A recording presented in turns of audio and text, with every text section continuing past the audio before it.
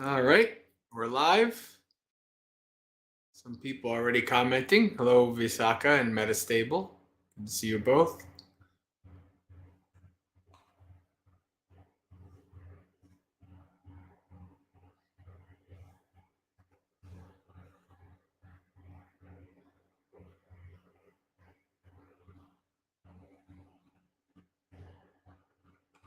Hello, Gretchen. How is audio and video? Everything good?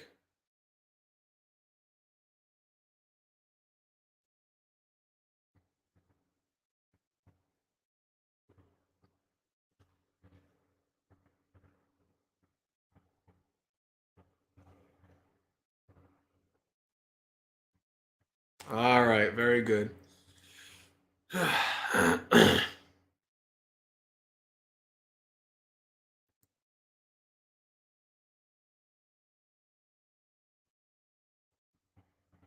Hello, Gregory. How is my energy? Stable? Okay, maybe. We'll see if I can do the full 2 hours tonight, but I felt okay enough to do Dhammapalooza tonight. Probably because I slept past puja this morning. Got a little bit more sleep. Instead of 7 hours, I got 8 or 9. Was it close to 9? Yeah, yeah, closer to 9. Hello, Yoel.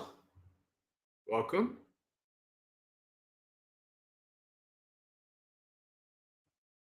This is a name I'm not familiar with. I wonder, is this your first time here with us on Dhammapalooza?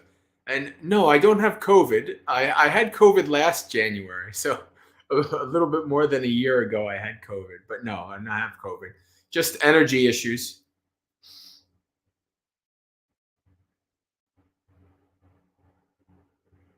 LR.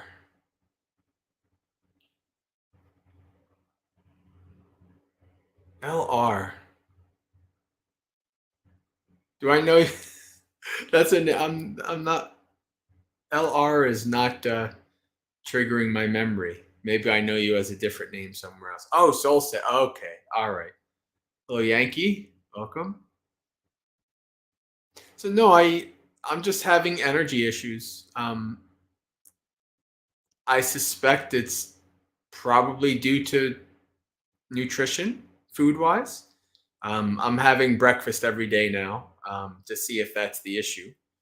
Uh, but it's just fatigue and energy. That's all. It's not sickness. So we'll get started in about a minute or two.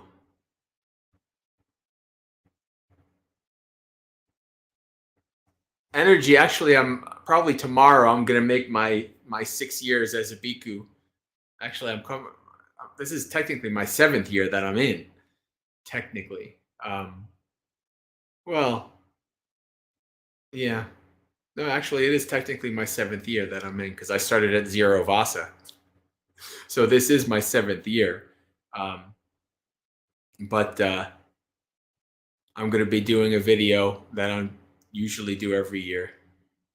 Bump up your caffeine. I try to ingest no caffeine whatsoever. Actually, now I try to maintain my energy without much stimulants.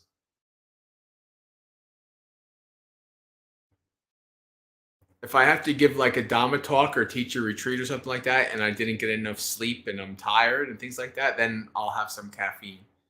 Uh, but other than that, I try not to because I don't want to be dependent on it. I want to understand what my natural energy level is, right? And what are the causes and conditions for that natural energy level. This is why I've come to the conclusion that I cannot live long term on a vegetarian diet. Um, it's just obvious to me. Um, my energy levels when I'm staying in a vegetarian place versus when I'm not is just night and day. Absolutely night and day for me. Um, so this is what things you see when you investigate and you try not to you try to account for all kinds of variables, like your mind is probably full of crap. Like, are you really, is this really an issue, or are you making it up? Or, you account for all kinds of variables, and then, it's, you're doing a scientific study. That's what mindfulness practice is, in a way, right? You're accounting for variables, you're investigating, you're trying to understand, and then, there's a pretty, you have just an overwhelming number of amount of evidence, and you say, well, I'm pretty sure that this is the case. You know? You need a big plate of pasta. No, no. Meatballs, yes, but no pasta. Carbs just are no good. Carbs are no good for me. But anyway, people who are just joining are kind of like, why is Bante talking about these random things? Uh, yeah.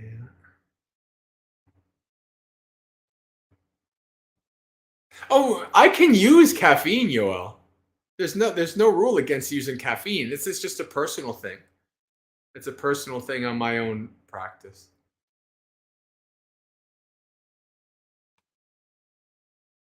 All right, friends. So I appreciate all of your concern about my health, and I'm glad that I have enough energy tonight to be here. I don't know if I'll last the full 2 hours. We'll see. But for now, we can get started.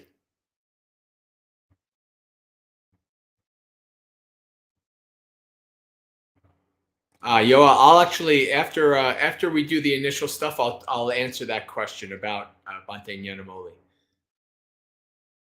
All right. So let's get started. Let's share screen.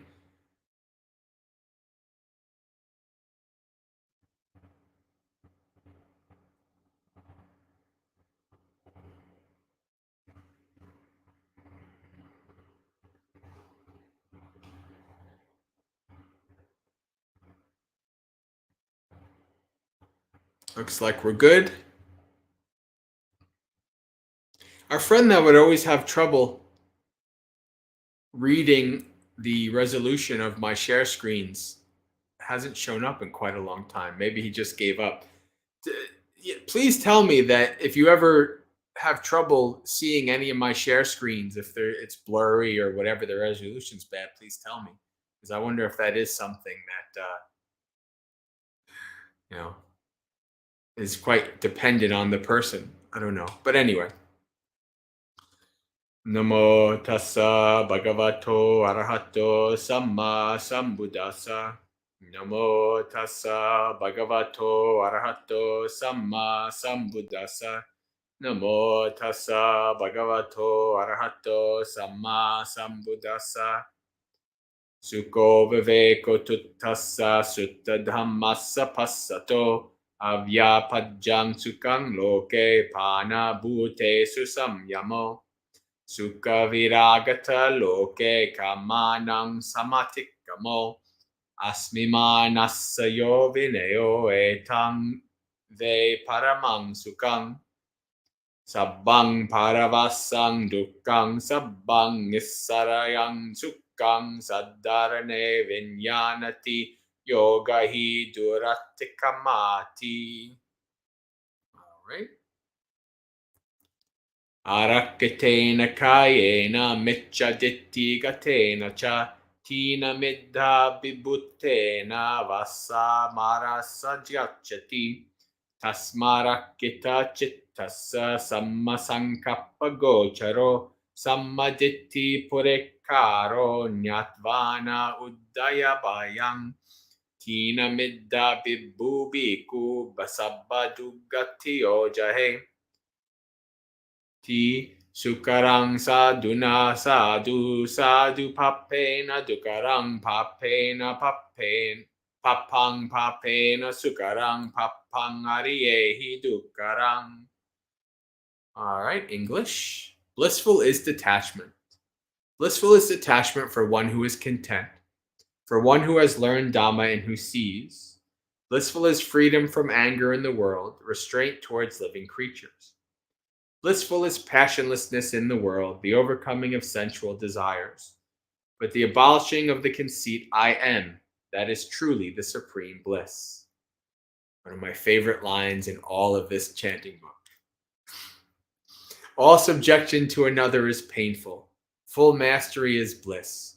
Partners share an affliction. Bonds are difficult to overcome. Forsake bad destinations. With an unguarded body and encumbered by wrong views, overcome by lethargy and torpor, one goes along in the power of Mara. So let one's mind be guarded, let one's domain be right thought, by putting right view to the forefront, by understanding rise and fall, and overcoming lethargy and torpor. A bhikkhu will forsake all bad destinations.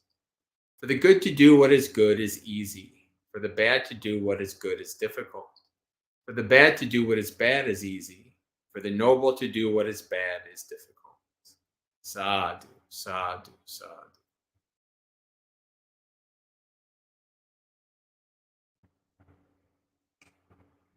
All right, friends. Well, welcome. It's Monday night, and it's time for another Dhammapalooza. We no longer are competing directly with Monday Night Football because I hear yesterday was the Super Bowl. So football is over for now.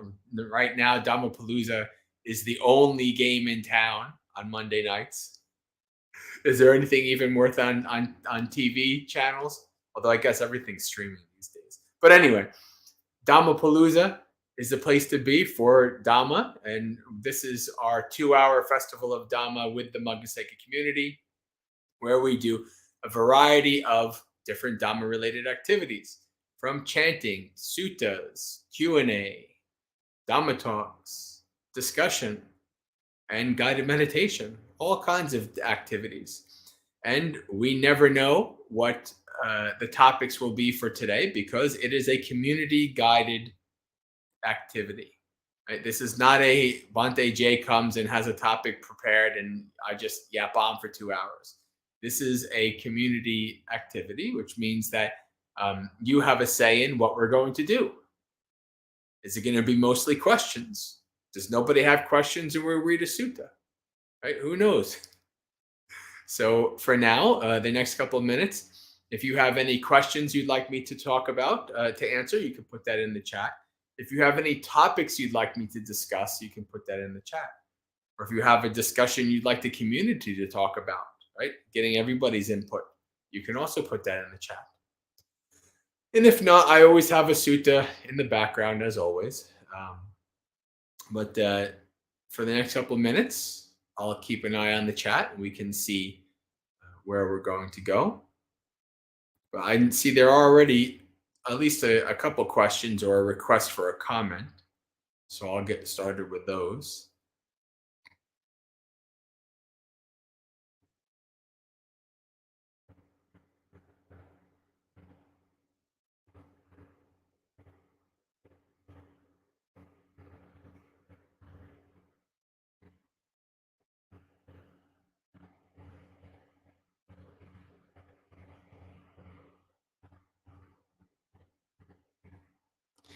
Oh, have you watched Hillside Hermitage Venerable Yanamoli? He's gaining traction in poly-centered Buddhism. I would say he's doing his thing, and he's and because he has a YouTube channel, and because he speaks hard truths that a lot of other teachers kind of fluff around a little bit for Western people. And I appreciate him for that. He's somebody that I followed more years ago than I do now. Just to kind of see, he's oh, who's this guy? He's in Sri Lanka and he's jacked. He's kind of like, this looks like my kind of guy. I was jacked, at least before I was a monk. But anyway, so he's like, oh, this is interesting. He's living on a hill and these very rustic places, etc. And then also, interestingly enough, the young monks, they're both disrobed now from Bhavana. The one young monk who ordained maybe about 4 or 5 months before me, and the one who ordained after me, actually both spent 2 years with Bhante Yanamoli up in Hillside Hermitage in Sri Lanka. So not only do I know him from YouTube. I also know him from people who lived with him for a couple years. Um, so he's an interesting character.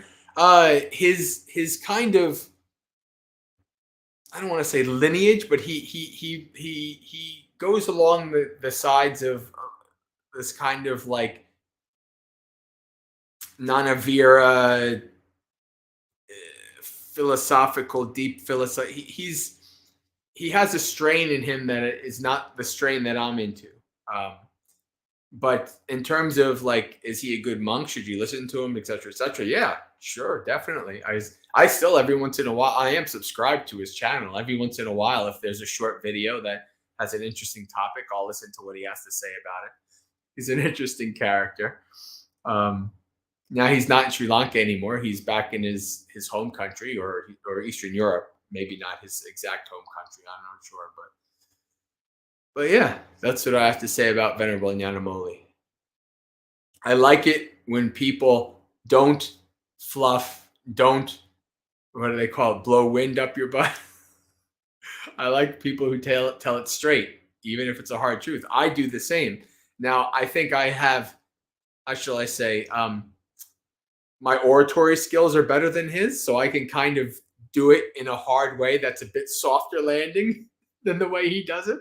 He's a bit more like a blunt, blunt object. He's just like boom. Um, but I also feel that that's the way it should be. You shouldn't try to um, make it seem easier or make it like like there's hard topics. There's hard topics that Westerners, like things like abortion, things like all kinds of stuff like that, where things about like talking about karma and rebirth. There's Buddhist monks. We should be talking about these things. Like there's all kinds of topics where I've seen many teachers avoid, or they don't tell it straight like they should, and that's not good because it gives people a misunderstanding of Dhamma, right? A misunderstanding of Buddhism when they should know the full truth, right? So this way they can make informed decisions about like, okay, well, I don't know, I thought Buddhism was XYZ, but it's kind of ABC, and it's not really my thing, and etc. Because people who come to Buddhism have a lot of misconceptions of what Buddhism is, especially Westerners, right? And I know I went through that whole phase, so I know all the misconceptions about Buddhism Westerners can have. Elaine says, Bante, B12. Since my weight loss surgery weight loss surgery this February 2nd, I had in 2011. So what's that now? 12 years ago. I have B12 supplements every day. B12, D3. For 12 years, I've taken a major like uber vegan vitamin thing where like they pack in all the vitamins, all that kind of. So I take a vitamin regimen since my weight loss surgery. Same regimen. So I always get, if I didn't have that stuff, I would probably die a lot quicker in a vegetarian monastery. It would probably be way worse, way quicker if I didn't have all those supplements. All right. Diego has a question of sorts.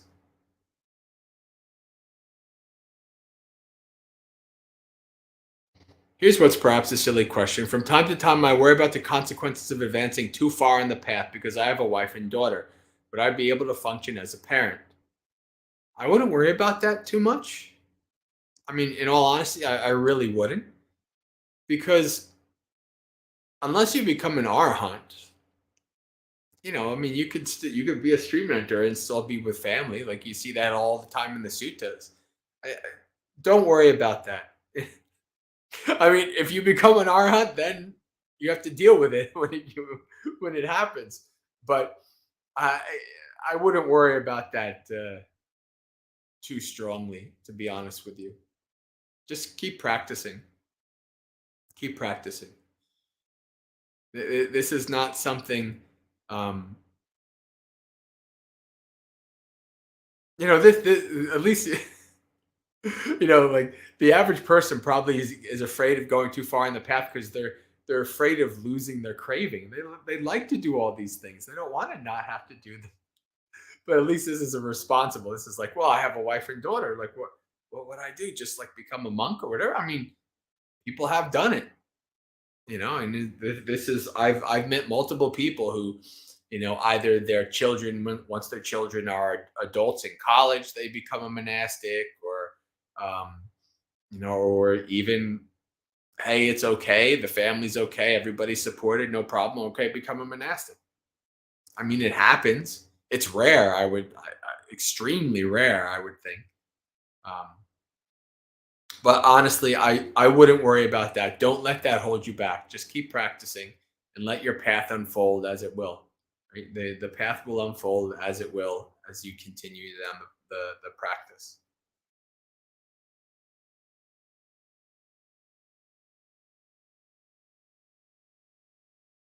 Okay, yeah, yeah, I too, Chief. Stream measure. I would only start worrying if you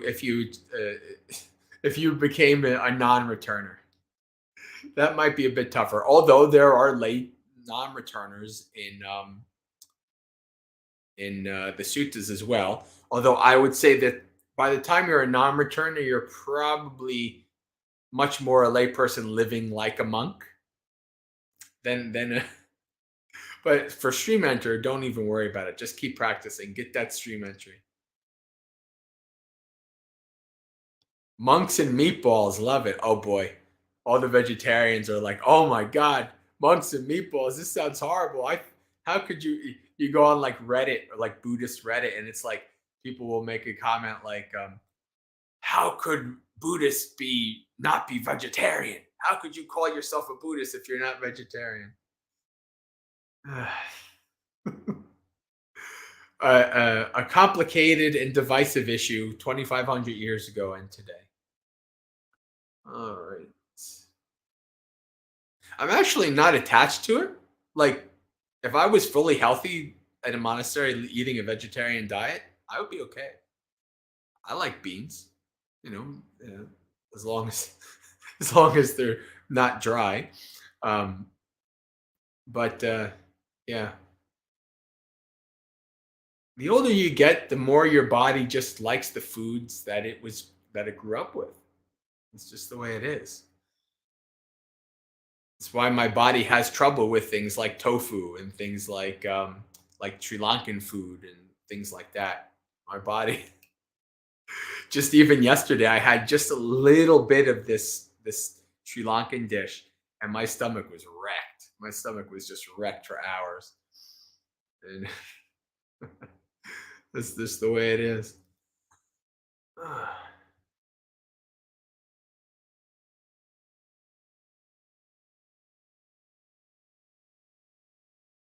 Not this stable. I mean, whoever advised you is probably much more senior. But I would advise you to practice the full Noble Eightfold Path, not just metta, not just the Brahma Viharas.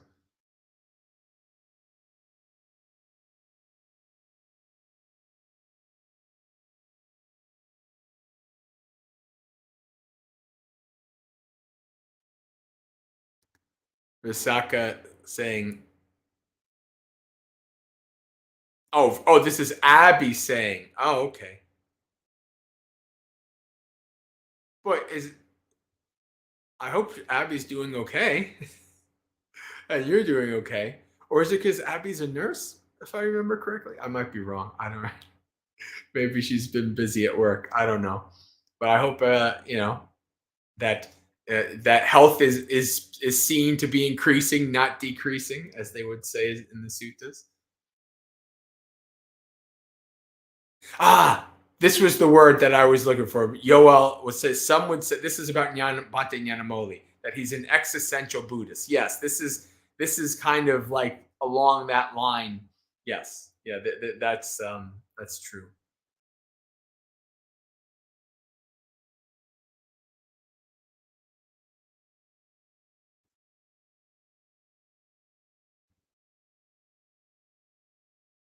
Gregory has a question here. Is karma deterministic in the suttas? with specific effects for specific causes, or is it more about influencing which effects are generally more likely to happen? Um, so you see, like in the Kamavibhanga Suttas in the Majjhima Nikaya, and many places, there are specific things that are attributed to specific kamas. Um, but what I would say is that these are only very specific instances, like how things ripen, how karma ripens is so diverse. The causes and conditions are so diverse that you can never really actually, you can't even see most of it. This is what the Buddha says. Like, there are four things that, if pondered upon, would cause your head to explode. One of them is the full workings of karma. So it's one of those things where you just can't really know.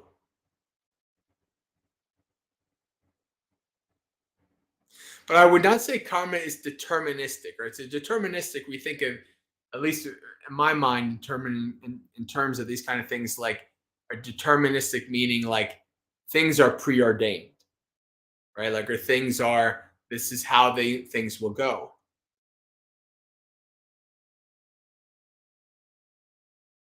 Karma could not be preordained because your actions, they're what you have created, right? So it's like it's not something that is ordained by a universe or a god or whatever. It's something that you created in the past, and it coming back to you, right? The karma ripening in the future is not guaranteed, right? Because there's so much karma, some karma that you created might not make it, because you become awakened. Maybe 1,000 lifetimes from now, you become awakened. Karma that you made a billion years ago doesn't make it. Right? So there's no guarantee. It's kind of like, you know, what happens, like how you're born, things like that. Um, one of the big disagreements that Bhante Sudasu and I have, and this is something that actually is not that. This is something that he just changed on about 3-4 years ago. I think it's quite clear in the suttas that the Buddhist tells us that not everything that happens to us is because of karma. There's various different reasons for things to happen, right? And karma is one of those reasons. So we don't know. Right? We don't know. I, but there are some traditions, like Tibetan traditions, and this is kind of where he got the idea from. The Tibetan traditions are very like everything that happens to you is due to karma. I'm like, well, maybe in your tradition, but according to the suttas, nah, I'm not going to agree. That's just, but so yeah, I guess that's what I'd say about, if you're worried about karma, well, karma is action. Karma is what you're doing right now. So that's the karma to worry about, right? How are you building? What karma are you doing now that will lead you toward, that will be a beneficial fruiting in the future, right? When that karma comes to fruition, that's the karma to worry about.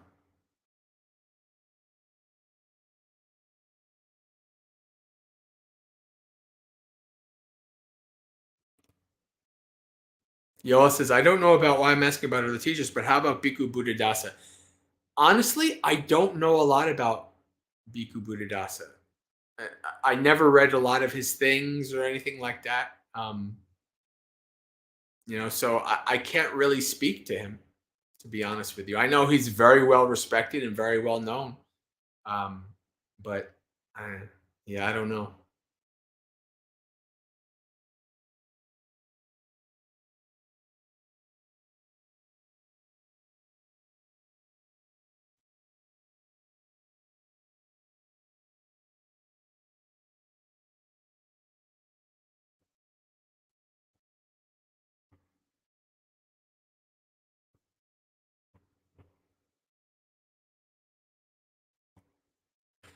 Bonte, related to Diego's question, what about a once returner? Well, once returners have, um, I don't. There's no percentage, so we don't know. But they've, what do they call it? They've weakened greed and hatred, right? So you could probably be a once returner and be a full on late, living the household life. Um, Depends on your past comment. Depends on your past development. That I think would be more important. More important. Well, also in this life development too.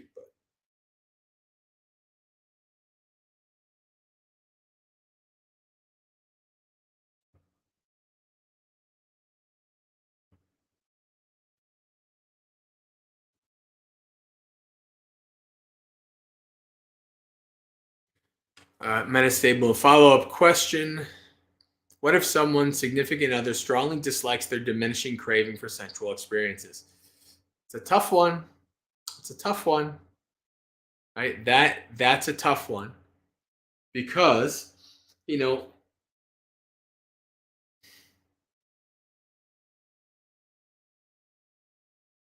hmm. Well, this is kind of like when it comes to strong relationships, like really close relationships, there's a way of, if you're kind of on the same page, it's easier, but you don't necessarily need to be on the same page per se. As long as you're kind of, as long as the basic things that keep a marriage going, keep a relationship going, are not overly affected. So then it should be okay. I mean, like, and for instance, there might be things that you do that you're not that interested in anymore, but you do them anyway. Like when I'm home with my parents, I sit and watch Hallmark movies. I have no desire to watch Hallmark movies, right? But it's for them. I mean, they're getting on in years, and that's how that's how I'm going to spend time with them. So I do it. Right? It's okay. Um, this is something that actually is a lesson that I learned before Dhamma. So I can remember when I was young, when I was married, um, and I was just exhausted, and I was like, not only was I working I was probably doing 80 to 90-hour work weeks, easy, between three jobs. I was fat. I had I had what you call it, sleep apnea, so my sleep was crap. Like, I was totally utterly exhausted. And all I wanted to do when I'd be home is just kind of like just phase out, like play a video game or something like that. And my wife wanted to, I was like, come spend time with me. Come sit and watch like American Idol or some god awful, horrible thing on TV. And I would fight that. I would kind of like, I want to play Morrowind instead or something like that. Um, and I kind of felt, like as the years gone by, it's like I realized, it wasn't for me. That would have been a sacrifice that I would do to spend time with her, to watch freaking American Idol. God, it's horrible.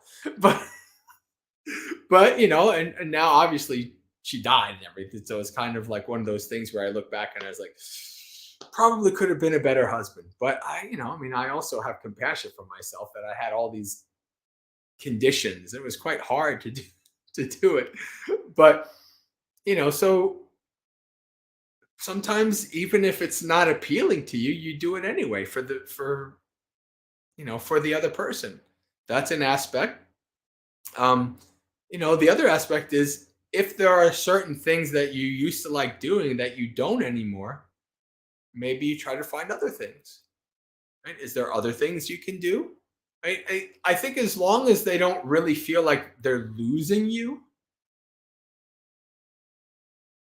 I think that because it's a defensive mechanism, right? It's like this person's changing, right? And this is not just with Dhamma. People, get anxious and they become alcoholics or whatever, and like that people drift apart and people feel like, oh, I'm losing this person, you know.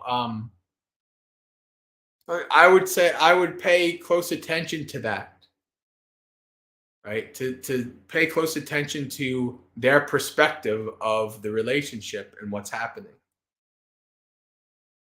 I think that's important.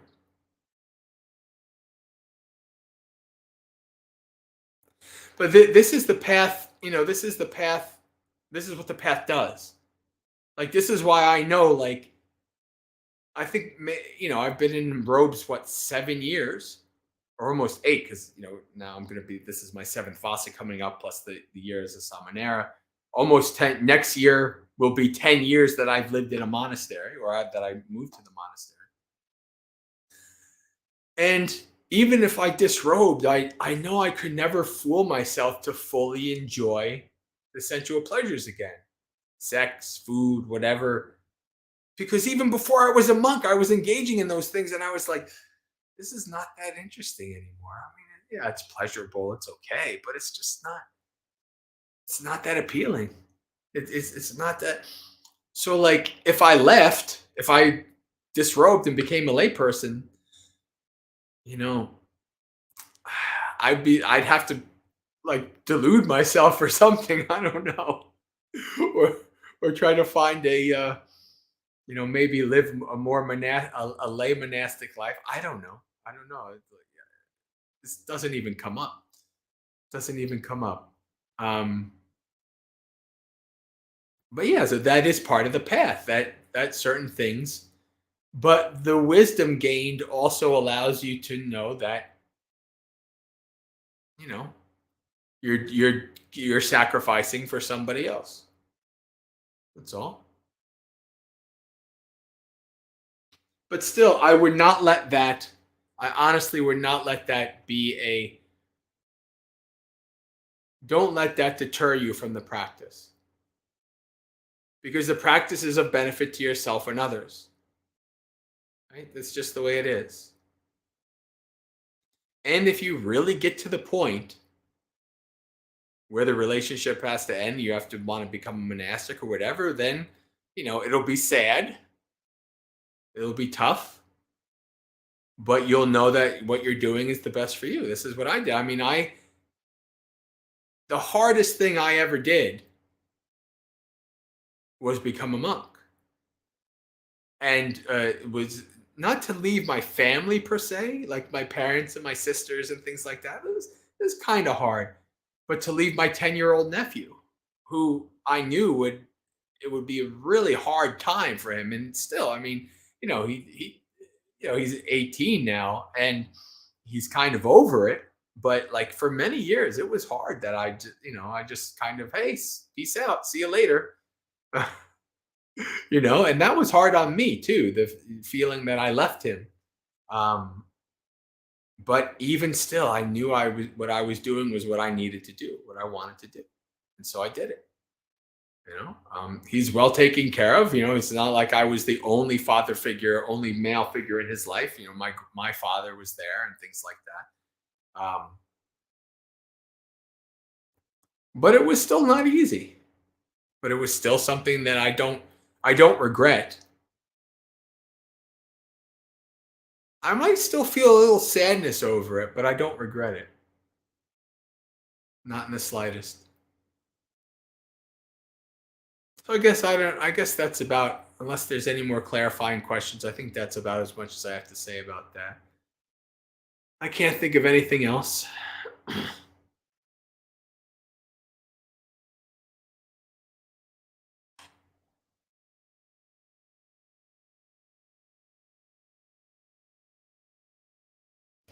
Can you do the best to explain mind objects? So yeah, mind objects are the external sense base to the mind, right? The mind is the sixth sense, and the mind objects are that external, like eye, sights, ear, sounds, nose, odors. Tongue, tastes.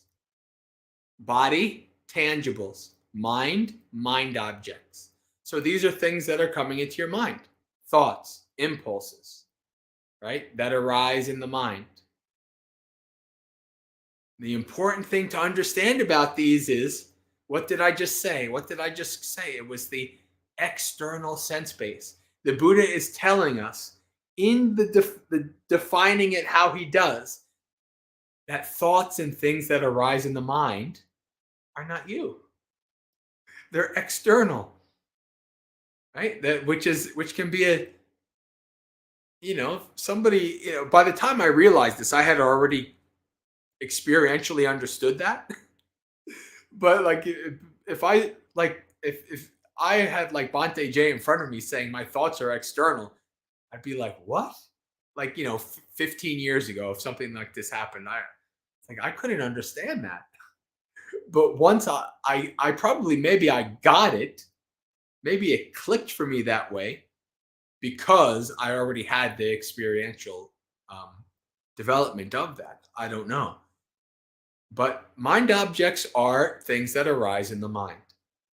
Thoughts, impulses, etc. That's what a mind object is. Abby went septic after a tooth extraction. Oh boy. Uh-oh. We wish that Abby will have a good recovery. Oof. That's tough.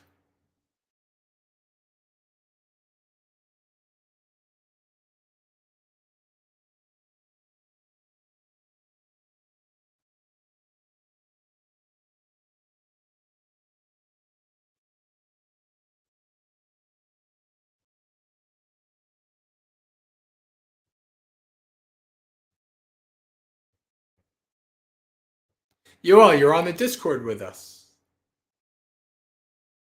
Maybe I know you, but I don't know your YouTube name. All right.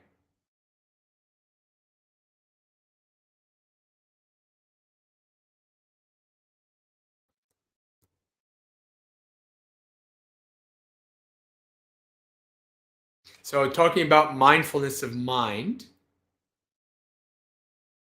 So this is the important thing about, I would completely disregard the old translation of Satipatthana Dhammanupassana as mind objects. This is a wrong way of thinking about it. It never made sense to me when I first, because it's like reading the Satipatthana Sutta and learning about it, it's like, why is this called mind objects? I never heard a good justification for why somebody would translate it as mind objects. And then all of a sudden, Bhante Sujato and Bhante Analio, and they're translating it as principles. And I'm like, now that makes sense. Because what's under the fourth Satipatthana are the various principles that the Buddha has given us to investigate. Five khandhas, 5 aggregates, 5 hindrances, 4 noble truths, 6 senses, right? 7 factors of awakening, etc. These are principles that these are things that the Buddha has given us. Places for understanding and investigation. So principles makes much more sense to me in that regard. So that's explaining Dhammas. Mindfulness of mind is going to be really, it's going to include all those things like emotions, but emotion is something that's a bit more than just mind, right? A strong emotion involves feeling as well. So emotion is something that I would say would be covered by multiple Satipatthanas.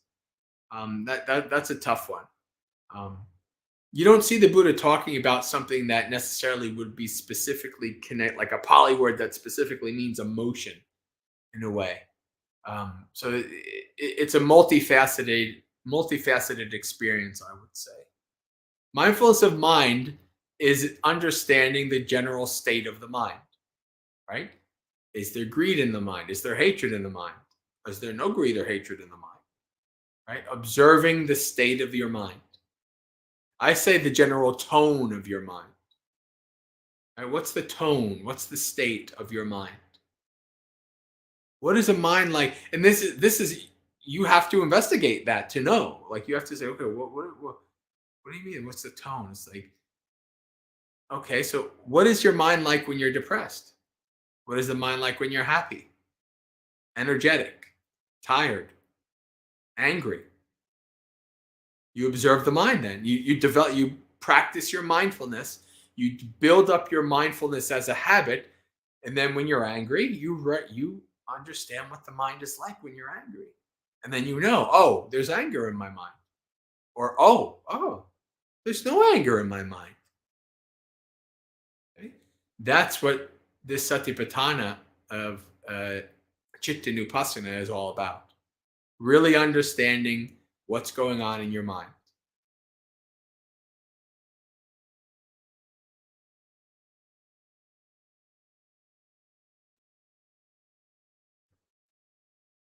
There and Yoel, by the way, there is we have a section called lay life discussion. So check out the channel Lay Life Discussion. You can talk about these kind of things.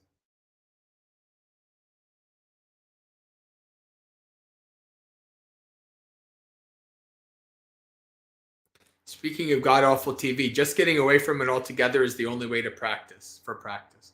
Yeah, well,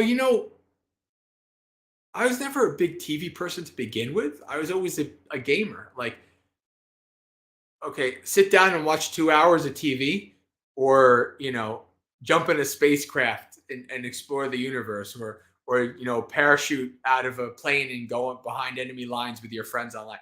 Which one would you rather do? For me, it's like jump out of the plane and go and do missions behind enemy lines with my friends, right? Like TV is like boring. Who wants to watch TV? So I was never really a TV person. But the amount of hours that somebody might watch TV at night, I played video games. So it was basically the same thing. It's basically distraction one way or the other. Um, but yeah, even I gave up TV in general, like 2 years, 3 years before I moved to the monastery. I still had streaming. Like I still had Netflix. Netflix was starting to become a streaming service at that point, and I was watching like cool like international films here and there. But mostly I just didn't need it. I was just getting used to those were the years that I was starting to get used to not having to have stuff in the background, or like always needing something going on. Right? Those lay life years before becoming a monk, slowly starting to be okay with just nothing, or just a Dhamma talk. Right? That's what I do. What I would do in the morning. Um, my mornings, the 3 4 years before becoming moving to the monastery, my mornings was like wake up, exercise, shower, Dhamma talk, go to work early and meditate, and then go to work, and then work starts. It's like that was my morning. That was what good mornings, man. That was the most energetic and best. It was great listening to a Dhamma talk every day, a lot of Ajahn Brahm Dhamma talks, and finding different monks on YouTube and things like that. This is like my favorite part of the day to do that. Those mornings were great. Now it's like, oh, I gotta wake up from puja and meditate. I wish I had my energy like I did back then, but I don't. And so it's part of my practice.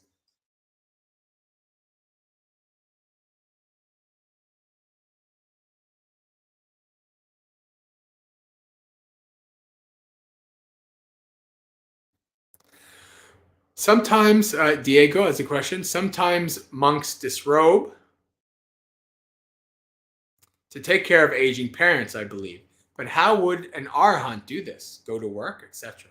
Doesn't this mean you can actually live the lay life as a fully liberated being? Um, I don't think an arahant would disrobe to take care of their parents. You wouldn't need to. First of all, there's multiple examples of monastics not disrobing and taking care of their parents. Bhante Análio, um, uh, venerable Ajahn Viradamo, I think his name is, from Tisarana. Um, Ayasudama, our very own Ayasudama, who's part of our Discord community, who has her place not even a mile from her aging mother, who takes care of her mother. Things like that. Um, you don't necessarily need to become disrobed to do that. You know. Um, Now, if you're talking about like earning money for them and things like that, then yeah, maybe you have to like earn money for them. But to take care of them, you know, you don't necessarily need to do that.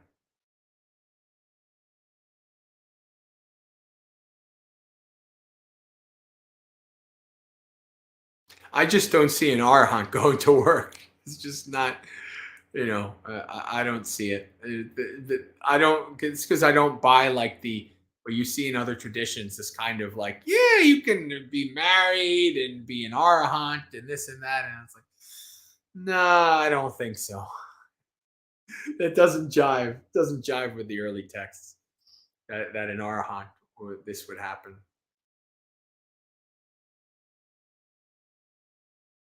And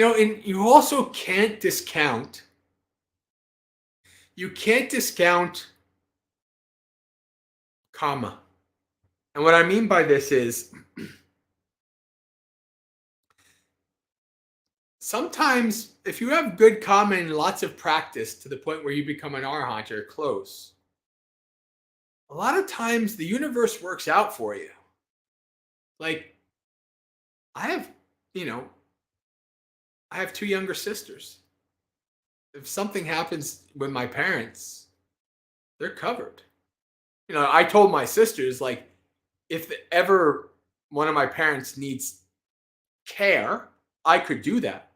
Like, if my one of my parents was, they're in their mid 70s now or close to mid 70s, and they're still be able to live on their own. But like, if one of them is, 10, 15 years from now, and one of them needs care and is at my sister's home, and like my sisters, they're working so they can't, and then okay, I'll be home and I'll take care of mom or dad or whatever for a while, um while they need to recover, something like that, right? There's ways of doing it. I suspect as somebody who's an arhat, this is not an issue that's going to come up. I really do. Even so, maybe even if um there might be supporters that would take care of those parents. 'Cause you'd be surprised if you're around monastics, you'll see that even Bante Rahula, his mother, maybe you can see his mother.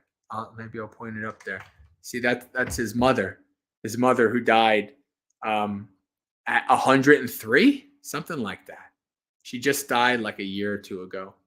But I saw like there have been multiple supporters, like Thai supporters, Sri Lankan supporters, who came since I've been here, and they talk about how they love Bhante Rahula's mother, and they took care of her, and they did this and all these kind of things, and I was like, oh yeah, makes sense. Definitely makes sense. Like you see experiences. There's something like some forest ajahn where like their parents would come live close to the monastery and the supporters would make sure that they were okay, these kind of things. So there's lots of ways of going about it. I wouldn't buy that an arhat monk would have to disrobe and go to work. I'm not buying that one. Interesting thought experiment, though. I'm glad you asked it because it made me think. I appreciate that.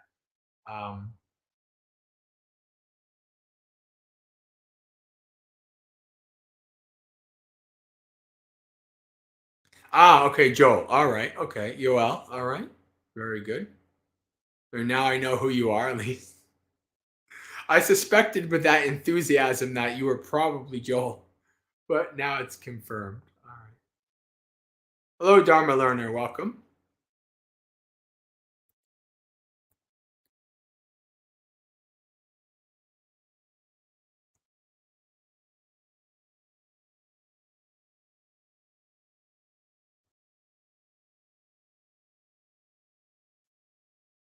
Ayasma Aggachitta has a completely different explanation of Dhammanupassana. I don't know who that is. He has a presentation based on the suttas and agamas on YouTube. His argument makes the most sense to me. Diego, if you can send that to me on the Discord, I'll check it out.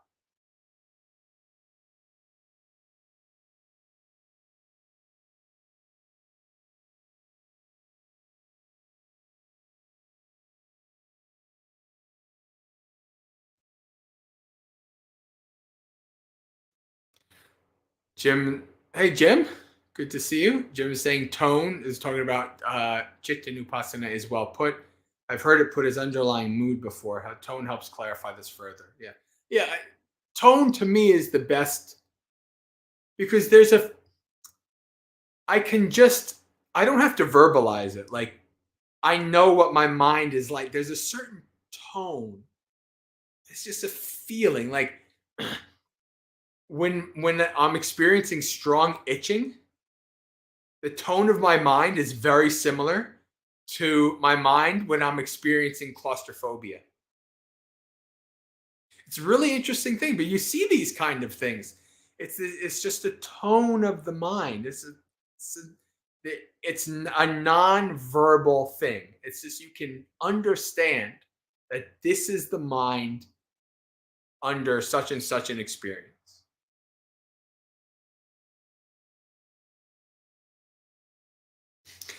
Dallas makes a great point. The karma of helping parents of an arhat. Imagine the quotes for that. Yeah, there you go. I mean,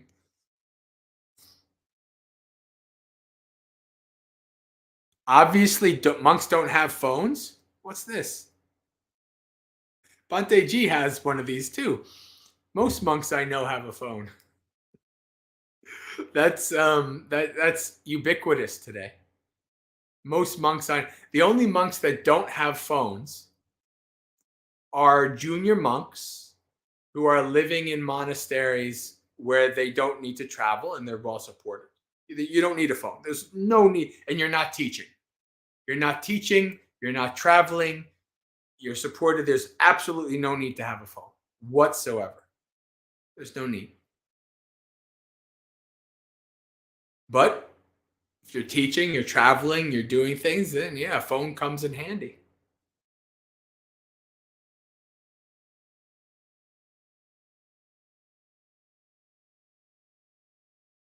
So, is that just computers at the particular monastery you're at? So, when it comes to technology, monks are allowed to use technology.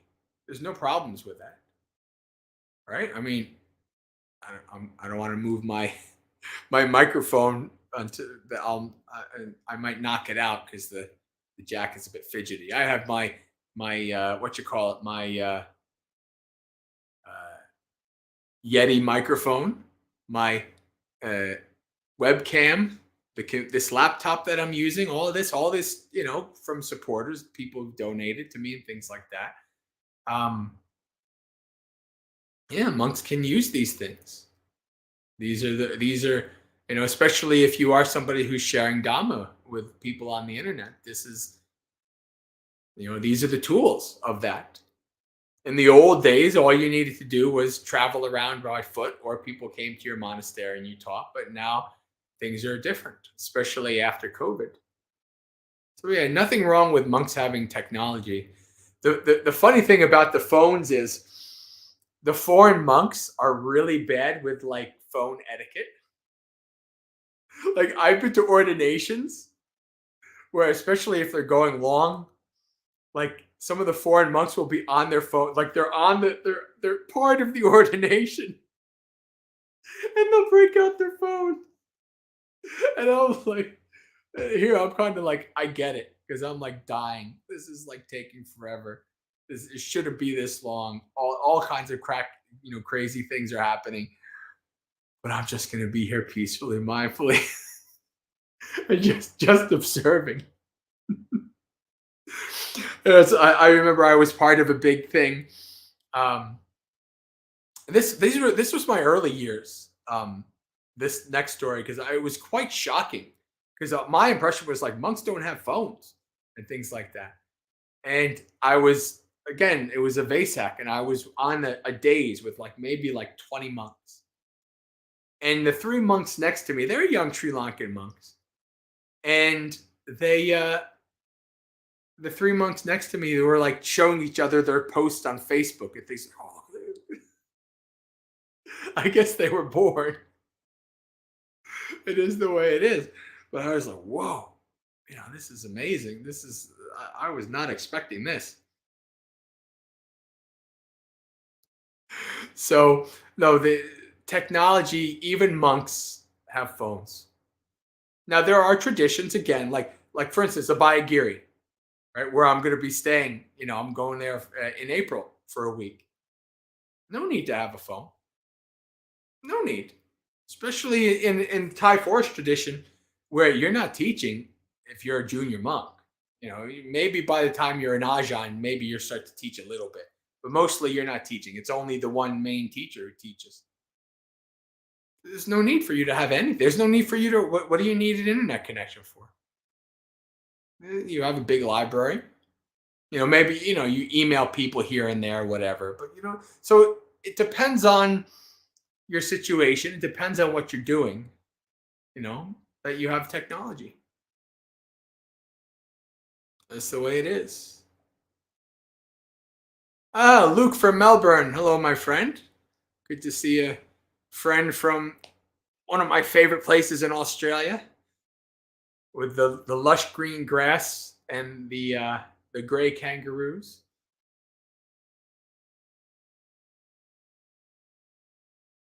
All right.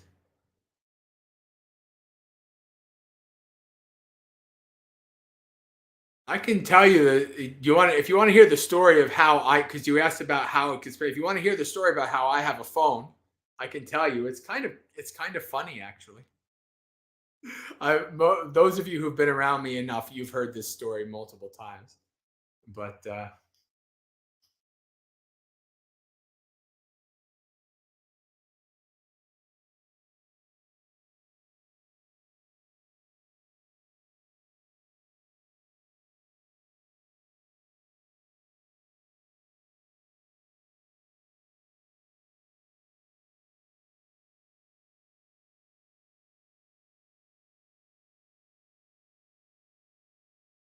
how do they pay for tech needs? They don't.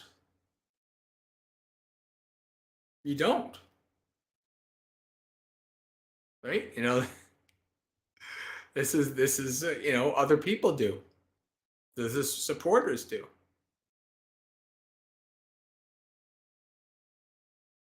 Yeah, I think I have to explain that. I'm going to tell the phone story. Um, so I was a Samanera. See, this is an iPhone. You wouldn't catch me dead. If I was choosing and paying, I would never have an iPhone. I am not an Apple person, not the computers, nor the phones. I'm not an iPhone person. Android all the way. So I had I was about to become a Samanera, and I had my Android phone because when you're a layperson at an anagarika, even at a monastery, you still have to make sure any payments you have, you still have to car payment, you still have to take care of all these things. So you have to kind of like, it's good to have some money saved up, because the monastery is not going to cover all these things. So I had, it was good because I was driving monks around and things like that and doing all kinds of things. So it was good to have a phone. And I was like, oh, wonderful. Finally, I'm going to not have a phone. I'm going to get rid of it. And I have to tell you back, while we're talking about my old married days, my mother and my wife had to tag team yell at me to get a cell phone. I've always been a bit of a Luddite. I was kind of like, this is back 2002, 2003. I don't want. What do I need a cell phone for? I don't want a cell phone. I don't want people can contact me anywhere. I don't want people to contact me anywhere. I like not having to being able to go somewhere and not being able to be contacted. But I mean, you're married and you gotta you can't fight it off forever. So, so finally, this is now what, over 10 years later. It's like my days with cell phones are over. From now on, getting rid of the cell phone. I closed out my cell phone. I'm gonna become a samanera, and you got to know a little bit about the backstory. So, I come from a very close Italian family. My mom especially is very kind of anxious person. Just any mother is going to worry about their child. Oh, it doesn't matter if you're 80. Your mother is still going to worry about you if they're alive. It's just the way it goes. This is how parents are. And it was busy at Bhavana, and I said I was going to call, and I didn't, and because there's a retreat, and all kinds of things, and it just lost my mind. And I was never that great at calling my parents to begin with when I'm not there. It's not my strong suit. My sisters are much better with that. But my parents called the police, the county, because there's this. You're talking in a place where there is no local like anything. Everything is county. So my parents called the police to make sure that I'm okay. So I'm in the office. Bhante Sudaso is there. Uh, I wonder. I don't know if I was a Samanera then. I don't think I was a Samanera just yet, but it was close. And Bhante Sudaso opens the door, and there's two cops. And they're like, "Is there Joe Denisi here?" And I'm like, "Yeah, I'm Joe Denisi." And they're like, hey, "Your parents called. Call them." Like it's just like a welfare check. And I'm like, "Are you kidding me? I'm 36 years old. My parents, like I've been out of the I've left, been living at the monastery at that point almost a year, close to a year at least, or whatever, maybe a bit more actually by that point. And so I had to grill into them. I had to be, this is unacceptable. You can't do this. So I really kind of, grilled into them. And then I become a samanera, and 2 weeks later, a phone arrives in the mail. And I'm like, son of a. I think I did say son of a. That's not. I was like, I can't believe they sent me a phone. And I'm like, ah, man, I just grilled into them. They're my parents. I want to have compassion for them, etc. What should I do? I said, I know. I did what most people do, right? When you don't want to make a hard decision, you try to make somebody else to make the decision for you. So, like, I know, I'll ask Bhante G. And so I go into Bhante G's room. I gave him to bring him his evening almond milk, and I say, Bhante, my parents gave me this phone, and yada yada yada yada yada yada, expecting to say, nope, no phone, take it away. But he says, he goes, I think you should keep it. And I'm like, son of a, what's going on with this? What is? I was hoping that you would tell me no, so I could, say, but no, I'm sorry. Bhante G says no. But Bhante G says yes. And, for most of the time, it just sat in my room, plugged, just charging. What am I going to use it for? I don't want people contact me every time and things like. People know I have a phone or know they can contact. Oh God, it's horrible. But then a year later, I start traveling to teach. I get stranded in the middle of Manhattan. I miss a bus, XYZ. And my phone just starts coming in way handy. And I'm like, wow, maybe Bhante had some wisdom there. Because hey, Bhante would travel in many times, traveling all over the world his whole life. Maybe he saw that would, I would start traveling and things like that. Maybe it's probably good to have a phone. So yeah. That it's is an interesting thing, but I'm glad I have a phone for my travels. That's for sure. Makes things a lot easier. But mostly during my day to day, I don't use it. It's sitting on its charger. Although sometimes, like I have my notifications, right? Like I make sure that my notifications are very limited and very specific. Somebody messages me on the Discord, pops up on my phone. So sometimes I'll be on my computer, I'll be typing or whatever, and a notification will come up, such and such messages you on the Discord, or such and such send you an email, then I can get the notification. But if I don't want to be, but it's all on silent, and if I don't want to be see what's going on, I just turn the phone over. I have a phone. I don't know.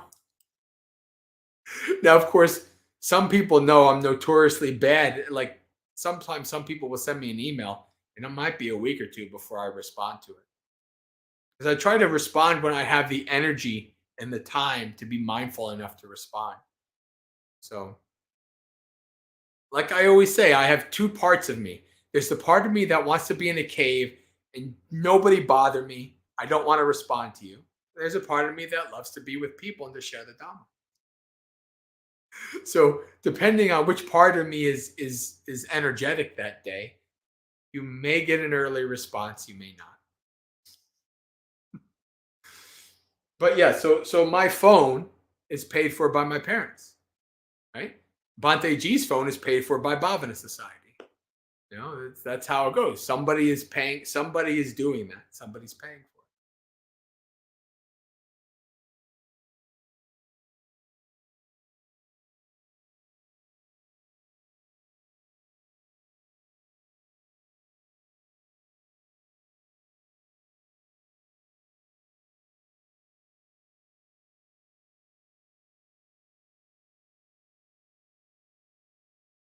Hello, Mr. Flangas. Yes, I'm a Theravadan monastic. Yep. All right, question. With proper practice, we can enter meditative states that take us to higher realms, but with very wrong practice, can we enter meditative states that take us to hell realms? Hmm.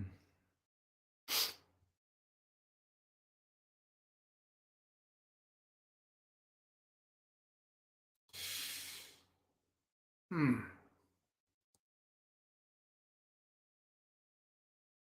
Good night, Joel. Yoel. Good night. Um, I'm trying to think if this is possible. I wouldn't say, with maybe some rare example that I'm going to bring up that's formulating in my mind right now. I wouldn't say that wrong meditation practice itself would be what brings you to the hell realms. Because if you're doing some kind of practice, even if it's not right, like samma, like samma sati, samma samadhi, in terms of like the Noble Eightfold Pathway, even if it's not right, I can only think of a very specific reason, example, why it would cause hell realm. And I can only think of maybe if some kind of like hallucinations or delusions or something that cause you to act in a way that will lead you to hell. But in and of themselves, even if it's like Micha Samadhi, wrong Samadhi, which there is such a thing, I don't necessarily think that that would be an impetus for you to go to the hell realms. And that's an interesting question too. A couple of really interesting, thought-provoking questions today. And I think those are helping me to get energy because it's 9:14 and I'm doing pretty good. Not too bad. All right. Hello, Sin. Welcome.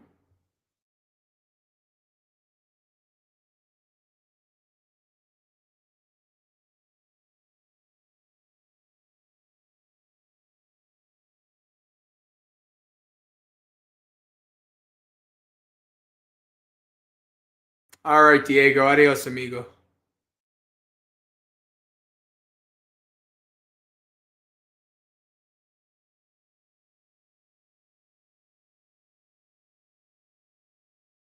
Gregory's saying dog ascetic. Yeah, no, but this is not. The dog ascetic has nothing to do with any kind of samadhi, though, right? This dog ascetic is not meditating. His practice, his meditation, is literally living and acting like a dog. You have these like what are they, like these furries peoples today, right? I've seen videos of people like they wear a dog mask and they're going around. They literally like crawl on the ground like a dog and they drink from a bowl. And I'm like, it's modern day dog duty ascetics. Like that's what dog duty ascetics did. They literally acted as much as possible like that animal. So that's not mitya samadhi. That's not even samadhi. That's just avidya.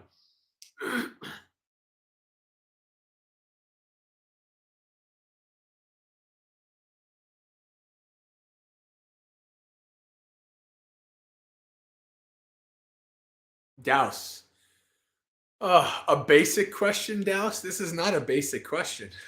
This is a hard question. What are sankharas? I'm a bit lost regarding them. Yeah, it's easy to be lost regarding them because sankhara has maybe 10 different meanings depending on the context.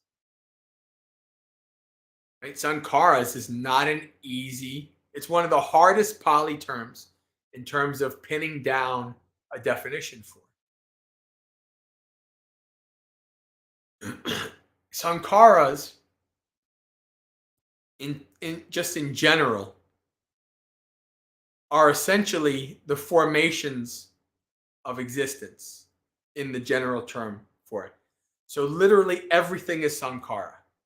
Everything you're looking at a laptop or a phone or whatever, you're seeing me, and maybe in the corner of your eyes you're seeing a room, whatever. Everything you're seeing, everything you're experiencing right now is sankharas.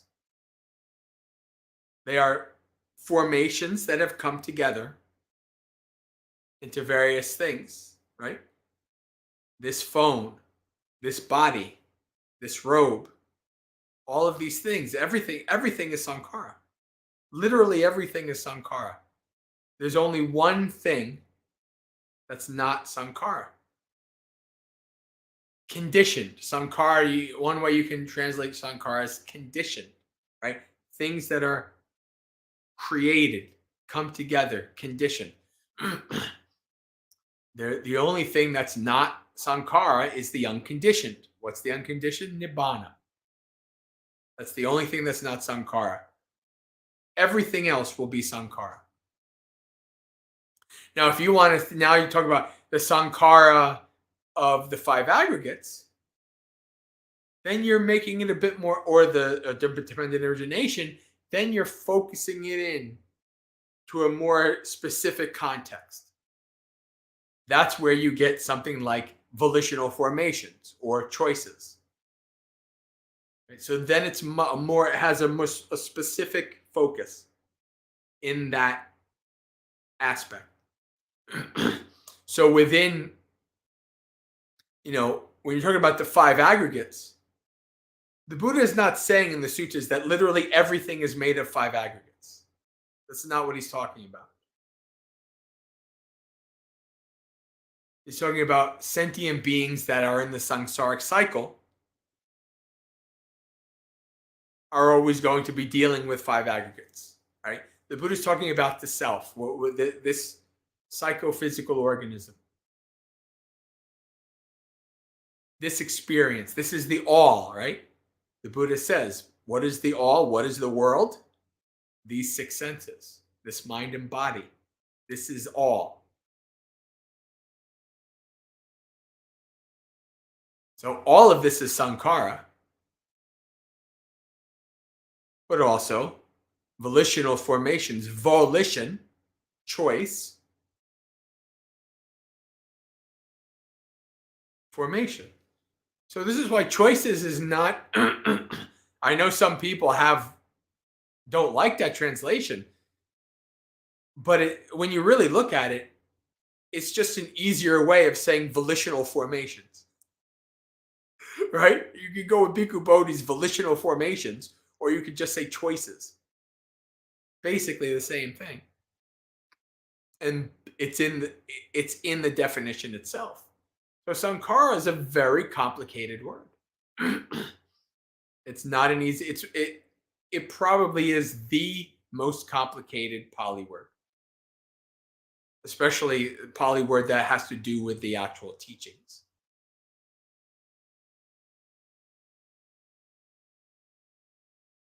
All right, Luke.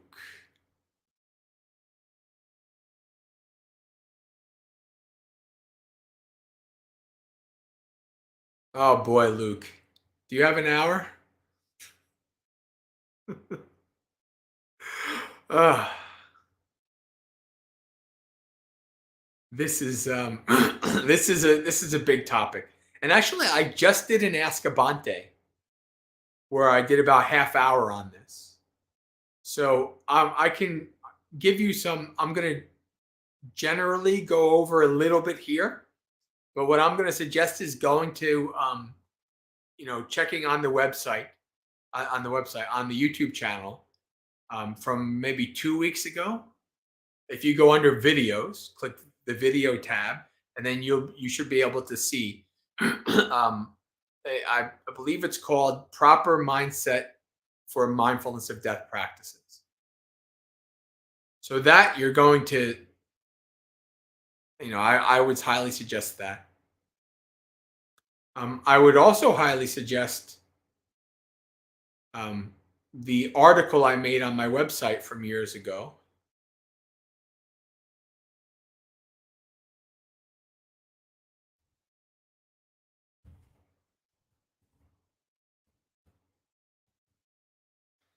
Five-part series on all of these practices.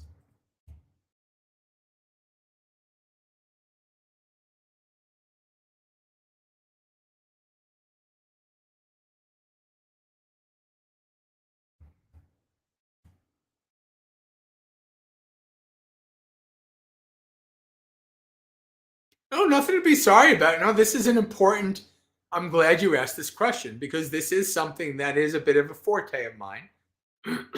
When I used to do retreats at Empty Cloud or Buddhist Insights, they would tell me that my most popular retreats were my mindfulness of death retreats.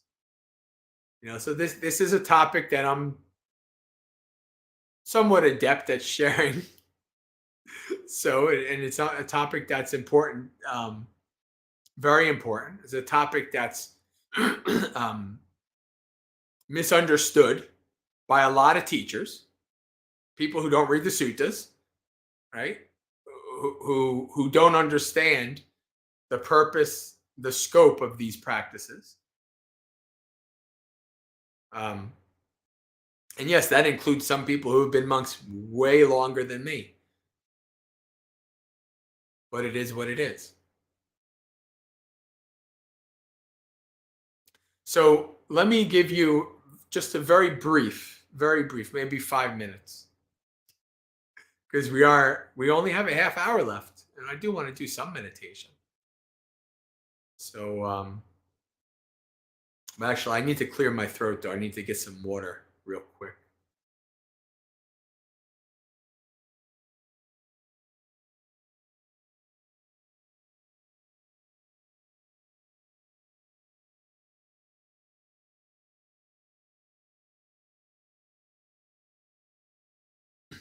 All right.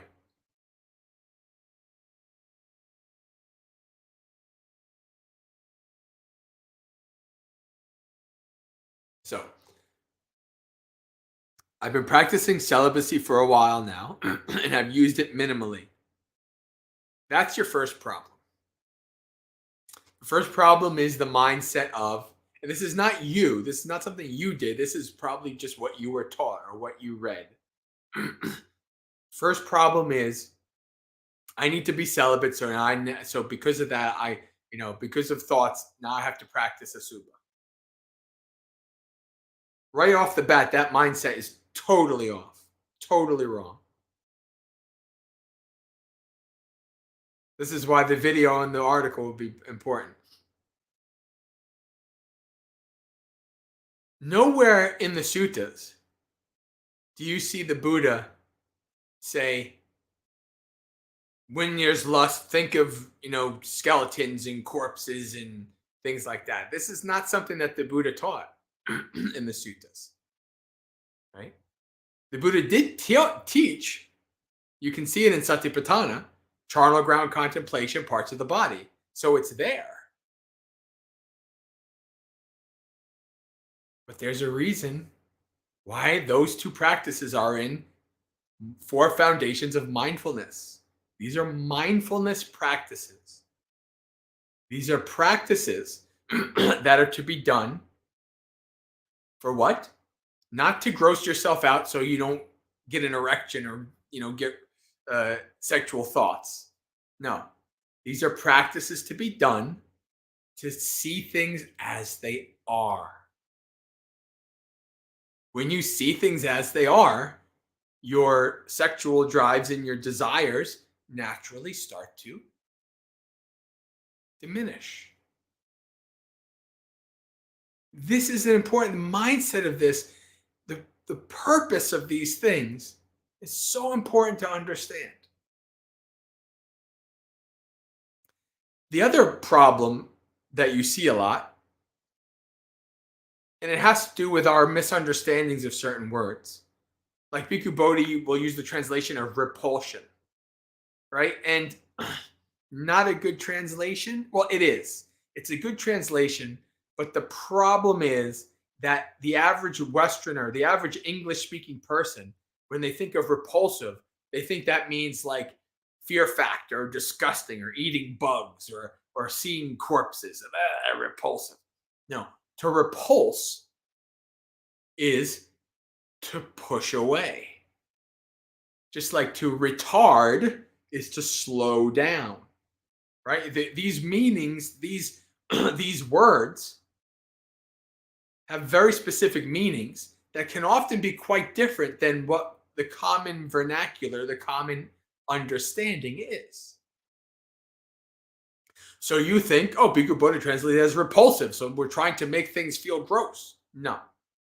Wrong.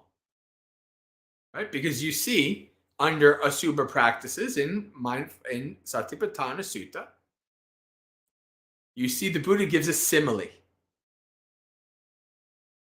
And the simile is, it is as if, right? This is under 31 parts of the body.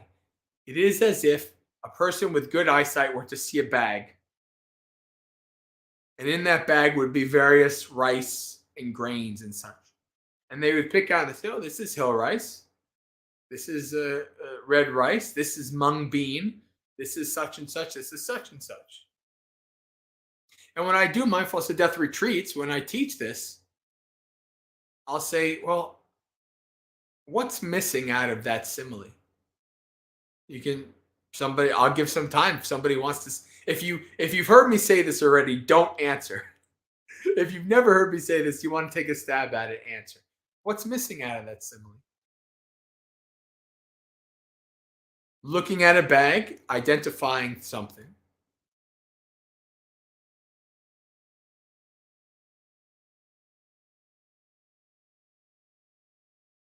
Think about what's missing.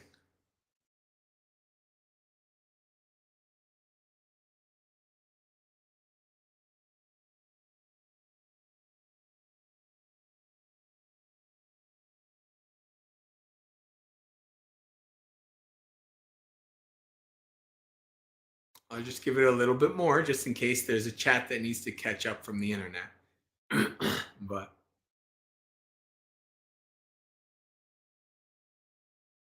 the bag, no, no. Speaking of which, I do have to admit, I think those mountains above Melbourne were probably my favorite place in Australia, where Newberry Monastery is that I stayed. I really like that. No, what's missing is there's no emotional reaction. It's simply identification of something as it is. This is a mung bean. This is a rice. This is a hill rice. This is a red rice. There's no, this is mung bean. Oh, I hate red rice. It's disgusting. Oh, this is red. Oh, I really like red rice. No, it's just identification. So the Buddha in that simile is giving you the mindset of how to practice these practices. You are observing the body, understanding the body as it is. And if you're grossed out about it, if you're disgusted, you think about like the insides and things like that. Well, that's normal. It's because you haven't contemplated that this is normal. This is what the body is. We just have our nice, the Buddha calls it, what does he call it? The sack that covers the puppet, right? The skin. And we have nice skin, nice hair, and we get infatuated by these things. But really, inside there's a skeleton. There's muscle, bone, sinew, organs, blood, circulatory system, respiratory system, reproductive system, nervous system. So many things in this body.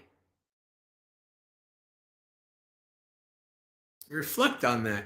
Understand that that's what this body is. And then you also reflect that one day, I mean, if I wasn't living if I die out in the woods and I'm not in society, one day this body's just going to be lying on the ground, useless like a dead tree stump, and it's going to start decaying. Then first there's going to be blood and pus, and the body's going to expand as all the liquid leaves the organs, and then the maggots are going to start, and then the creatures are going to come and start eating, and then and you reflect on it. You're like, this is normal. This is my body. This is how it's going. This is what's going to happen. Now, even if you have the most expensive coffin to protect your body from the outside, even it might take 10,000 years. But eventually, nature is going to find a way. It's going to get in there, and then your body's going to be consumed one way or the other. So that's what these reflect. This is a reflection of understanding things as they are, not disgusting ourselves out. Now, there is one time where, sure, yeah, if you have, sexual thoughts or whatever, sure, gross yourself out, do whatever you need to do to keep yourself from performing an action. Like if you're about to rape somebody, yeah, start grossing yourself out and start, do whatever you need to do. Crush mind with mind, whatever you need to do in an extreme circumstance. If you're about to do something unskillful, then yeah, okay, do that. But this is not what you're supposed to be doing as a normal daily practice with that attitude, with that mindset. That's not going to be helpful. Right? The other aspect is, okay, you're trying to be celibate. Okay, well, you have to also reflect on the fact that this body was not developed, did not evolve to be celibate. This body evolved to procreate, so that this species could last and evolve. So you have untold eons worth of mind craving and habits. You have habits, evolutionary habits of this body being a human being that's going to have sexual urges, food urges, all of these things.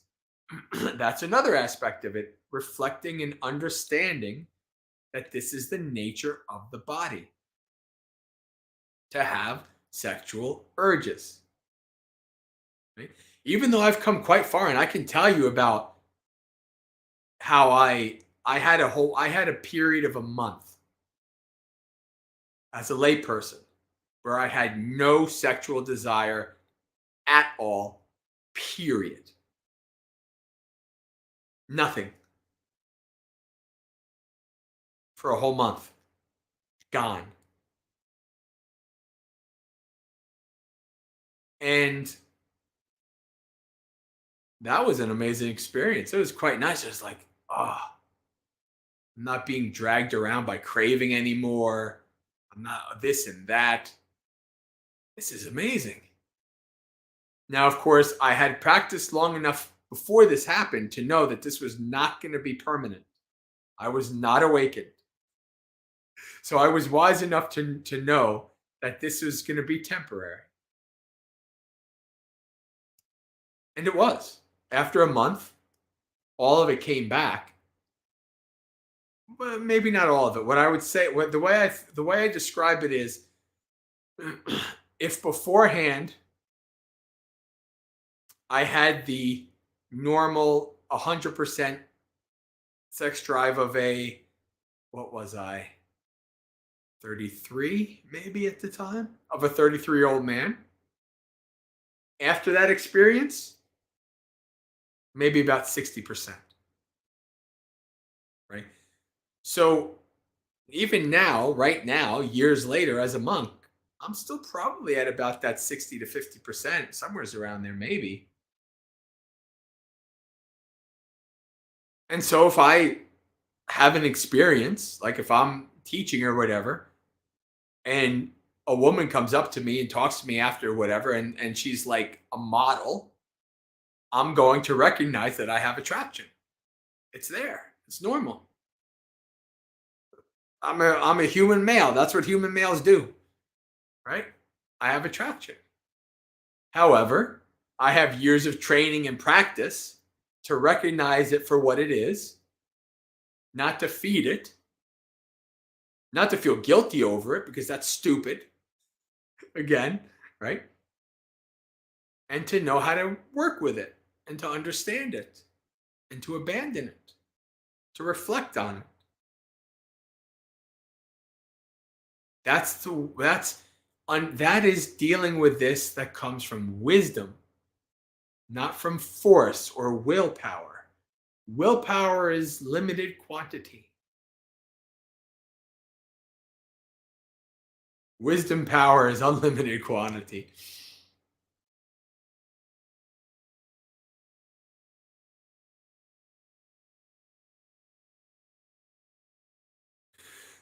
Jim, Ajahn Nisarno told me that they were looking to have it done by June, if everything goes well.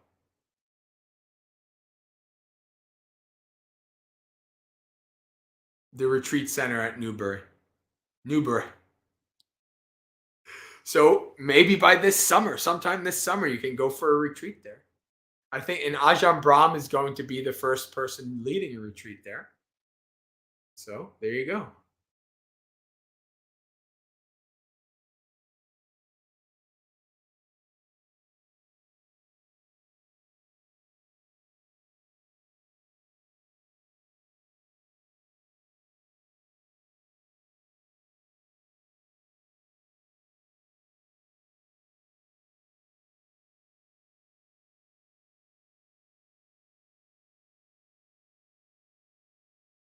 Yes, when either of you go to Newbury, please give my respects and regards to the Ajahns there.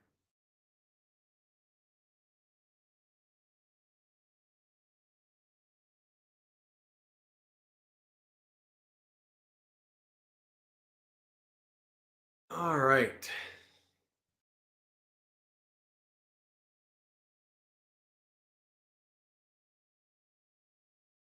Ah, yes, this is very good. This is true, Jim. Yep, this is correct. Yeah.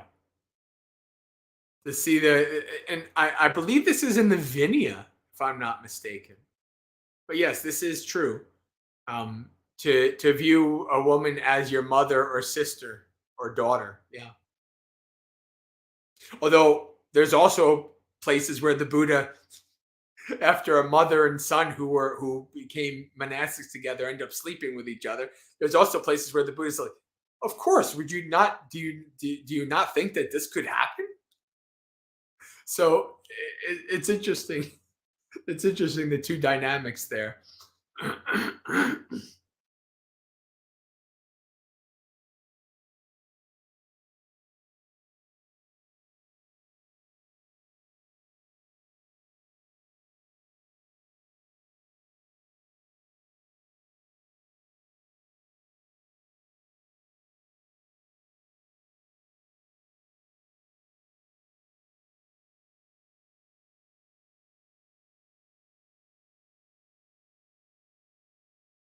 All right.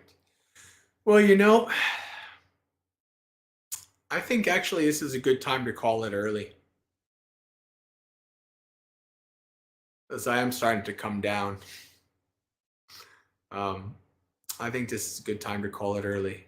This might be one of the only Dhammapaloozas that went this long and we didn't do a meditation. But if I do a meditation now, I might fall asleep. So there's a first for everything, as they say. Um, your homework is to meditate at least 20 minutes. If not tonight, then tomorrow. All right. If not today, then tonight for our Australian friends. So let's call it an early night. I'll do the business.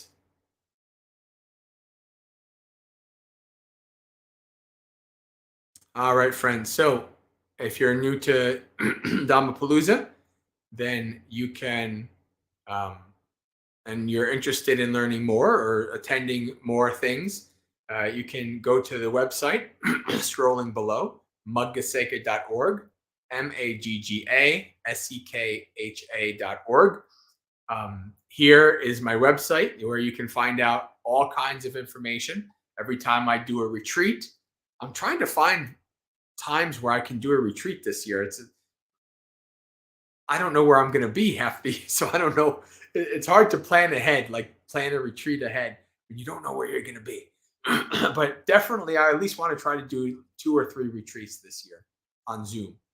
I'm going to be doing a in-person weekend retreat in Arkansas next month, a month from now, which I'm excited about. So if you are part of a group somewhere in America, you want me to come to your place for a weekend or a week, I'll do it. It'd be fun. I'm excited to start traveling to share Dhamma again. It's been too long. But anyway, so if you want to find out about all these informations or see my writings or every time a new video comes out, etc., on the top right of the website, maggasekha.org, you can put your email in, and then anytime I post, you will get an email. And the same thing on YouTube. You click subscribe, you click the bell, so you click all, and then every time I do something, anytime a new YouTube video comes out, I just did a new Ask Abante this morning. Thankfully, I had some energy, so it's a pretty energetic day. We'll see how I am tomorrow. So a new Ask Abante is coming out on Wednesday. New Dhammapalooza next. I should be okay to do Dhammapalooza. Bhante Rahul is doing a retreat from Friday to Monday this weekend. So we'll see, but I should be okay to do Dhammapalooza. Depending on how I am after the retreat. But most likely, yes, Dhammapalooza. So Dhammapalooza Monday nights, every morning, Monday through Friday, 8 a.m., Morning Monastery Experience, which is a half-hour program on same thing, doing live stream on this channel where we do precepts, chanting, little Dhamma talk, so you can start your day off with some Dhamma in the morning. Although some people join us from other countries, and so it's various times in the afternoon. So you're welcome to come join us every morning, Monday through Friday, 8 a.m. New York time. And so if you subscribe in these places, then you'll get all the information that you need, anything that I do.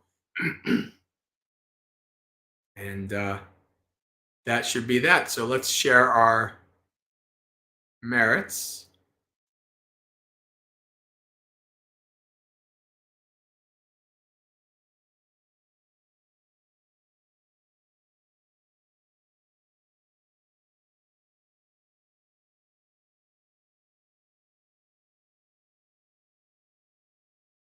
Oh, no, not that one.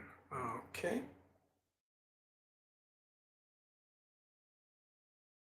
There, that one.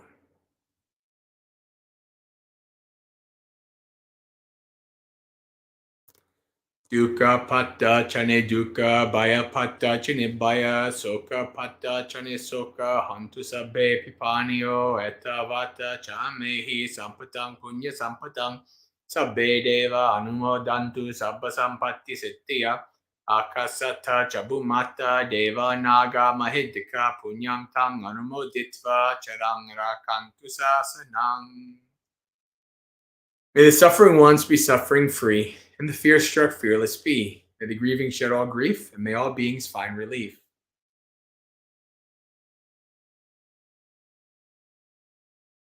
Oh, did I mess it up? Anyway, may all beings share this merit of ours that we thus acquired for the acquisition of all kinds of happiness. May beings inhabiting space and earth, devas, nagas, and yakas of mighty power, share in this dispensation, share in this merit of ours. May they long protect the Buddhist dispensation. Sadhu, sadhu, sadhu.